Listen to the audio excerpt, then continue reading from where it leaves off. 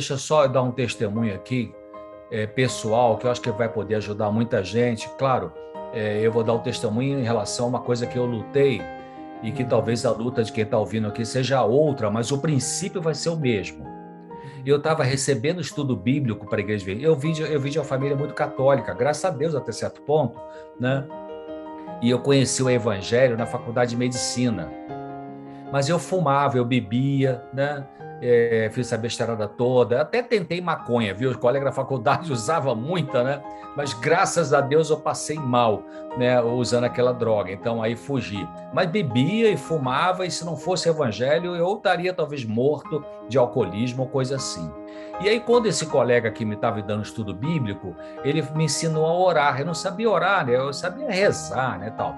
E aí, não, você ora a Deus, Deus vai te ajudar a parar de fumar. E aí tá bem, ele me ensinou a orar, eu comecei a orar. Aí eu dizia, Deus, me ajude a parar de fumar, não quero fumar, fumar é ruim, faz mal para minha saúde. Eu estudava medicina, sabia disso, mas a gente passa por cima. Quando a gente quer ter o prazer, a gente passa por cima da verdade, né? E aí eu não conseguia, aí comecei a comprar cigarro a varejo, depois, enfim, e eu falava com ele, o nome dele é Isaac, ele é um cardiologista lá na região de Sumaré, Hortolândia, Campinas. Isaac, eu não estou conseguindo, mas você está orando? Estou orando sim. Eu falo para Deus, Deus me ajude a parar de fumar, não quero mais fumar, fumar é ruim. Eu estou entendendo agora pela sua palavra que eu tenho que ter um corpo puro e tal, mas eu não estou conseguindo. E nada. Não, ora mais, ora, estuda mais a palavra, você vai conseguir. Tá bom. Aí daqui mais uns 3, 4 dias, e aí, como é que tá? Não estou conseguindo ainda e tal. Resumindo a história, até que um dia eu estava orando e dizendo as mesmas coisas. Oh, Deus, me ajude a parar de fumar, fumar é ruim, não quero mais fumar e tal, tal. Aí Deus me cutucou o ombro e falou assim, você quer fazer o favor de falar a verdade para mim? Claro, não foi nada místico, né? Não ouvi nenhuma voz assim, mas foi a intuição do Espírito Santo. Aí eu pensei, como assim? Eu estou falando, eu quero parar de fumar, não quero mais fumar. Você quer fazer o favor de dizer a verdade para mim nessa oração? Aí me deu clique. O Espírito Santo veio, né? Foi ele, claro, que fez isso, e me deu um clique. Aí agora é que eu entendi. Aí eu mudei a forma de orar. Aí, como é que eu passei a orar depois que eu fui iluminado pelo Espírito de Deus, pela graça de Jesus, pela misericórdia dele? Aí eu mudei. Aí minha oração passou a ser assim: Senhor Deus, me ajude a parar de fumar, porque eu não consigo sozinho. E, na verdade, eu não quero parar de fumar. Se eu pudesse ser cristão e continuar fumando, eu queria os dois, porque o fumar me dá um prazer danado. E eu não consigo negar que eu tenho esse prazer, mas eu sei que eu preciso parar. Então me ajude, por favor. Aí, o que aconteceu? Aí eu parei.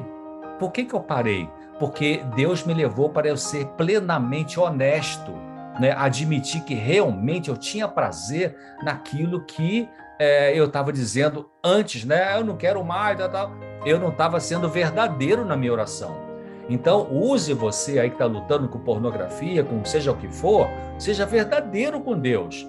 Diga, Senhor, eu tenho prazer sim, o negócio me dá um barato aqui, me dá uma onda, mas eu preciso da sua ajuda, porque Deus só vai trazer a cura para você e para mim, para nós, quando nós formos plenamente honestos, sinceros e verdadeiros e jogarmos a toalha para Ele. Aí Ele diz, ok, agora eu te ajudo. Queria terminar com a pergunta de 1 milhão, né? Pergunta de US$ 1 milhão.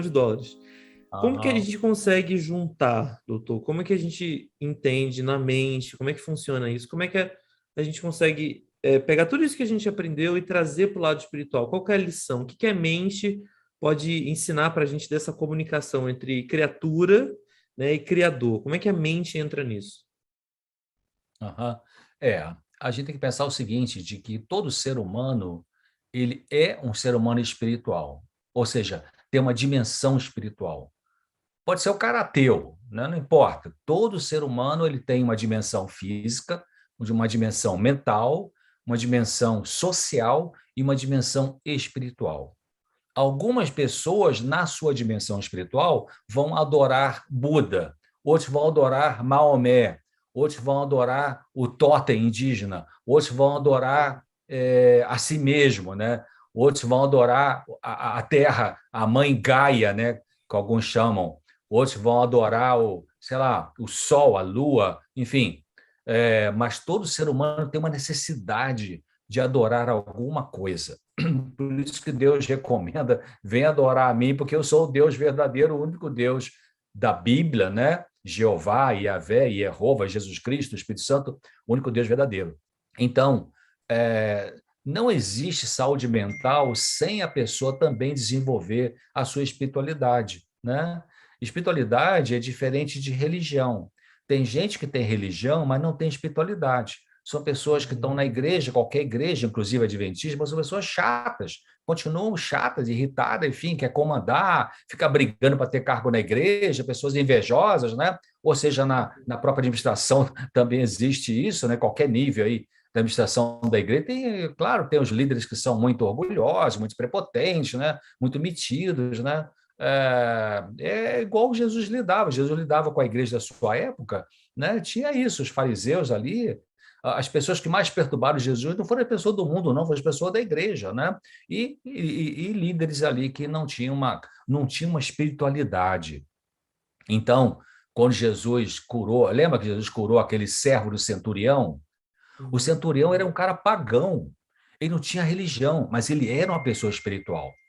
Essa autora que eu gosto muito, inspirada por Deus, Ellen White, ela fala, profetisa de Deus, ela fala que aquele indivíduo, aquele centurião, ele tinha reconhecido que Jesus era uma pessoa especial. Ele acreditou em Jesus. Tanto que ele disse, basta dizer uma palavra que meu servo vai ser curado. E então ela fala que aquele indivíduo era uma pessoa que tinha uma espiritualidade e Jesus percebeu isso e valorizou isso, né? Ao passo que aquele cara que era o da igreja, né, que estava ali, o fariseu tal, vivia criticando e ironizando Jesus. Então, eu digo assim, procure desenvolver a sua espiritualidade. Desenvolver a espiritualidade significa você não só frequentar a igreja, mas você ter a sua devoção pessoal. Você pensar de que a sua mente vai funcionar melhor quando você procurar desenvolver a espiritualidade. Então, tem estudos que mostram isso, tem estudos que mostram, tem alguns psiquiatras, Universidade de Harvard, Dr. John Raymond, tem a Universidade de Duke, na Carolina do Norte, que é o Dr. Harold Koenig, são cientistas que tem o Dr. Pargament, o famoso do mundo, eles estudam muito essa conexão entre saúde mental e saúde espiritual. Então, tem até um texto do esse doutor John Raymond, PT, eu me comunico com ele já há vários anos, por e-mail. Ele até já gravou graciosamente um vídeo sobre depressão para o meu programa Claramente. Então, ele tem um livro sobre depressão e ele mostra isso, de que o cérebro tem uma área para o pensamento, que é o lobo frontal, tem a área da visão, da audição, tem o sistema límbico das emoções, mas é tudo misturado, na verdade. Um se conecta com o outro. Então, tem uma área do cérebro que é para você pensar, estudar, se trabalhar, se desenvolver profissionalmente, e tem a área que é para conexão com Deus, mas elas estão muito juntas, né? Muito juntas. Então, quer dizer, quando inclusive as pessoas que desenvolvem uma espiritualidade, uma conexão forte com o Deus Criador, uma fé forte, essas pessoas, mesmo quando elas entram em sofrimento mental, elas têm melhores respostas desse sofrimento do que aquelas pessoas que não têm essa fé, né? Esse professor da Universidade de Duke, na Carolina do Norte, Dr. Koenig, ele mandou até um trabalho para mim um tempo atrás, mostrando pessoas jovens, pessoas de meia idade e pessoas idosas em relação a abuso do álcool e comparando quem mais abusava do álcool. E mostrou, as que frequentavam a igreja, que não frequentava, e ali mostrou que aquelas pessoas que tinham mais participação religiosa na sua vida, elas tinham menos problemas com abuso de álcool. Então, eu recomendo, cuide do seu pensamento, cuide dos seus sentimentos, avalie se você tem tido pensamentos predominantemente trágicos, negativos, de raiva, de ódio. Bota o joelho no chão e peça a Deus para te ajudar a trocar esses pensamentos, né?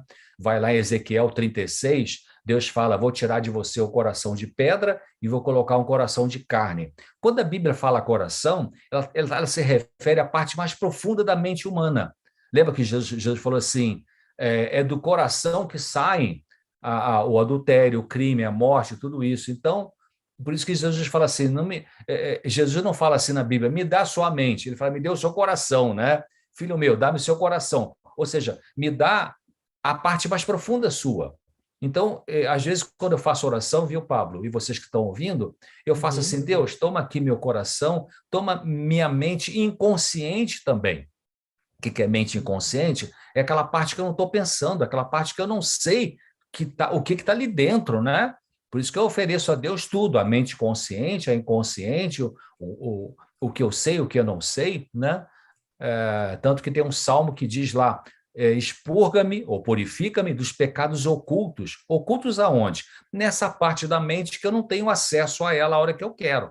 Então, você quer ter saúde mental? Então, pratique exercício físico, ar puro, beba água, alimentação natural, ajude as pessoas, cultive gratidão, perdoe as pessoas, perdoe você mesmo, ajude trabalho voluntário, Projeto Caleb, outro, doa sangue, tudo isso, mas também bote o joelho no chão com todo o seu coração, com toda a sinceridade e peça ajuda a Deus, medite na palavra de Deus.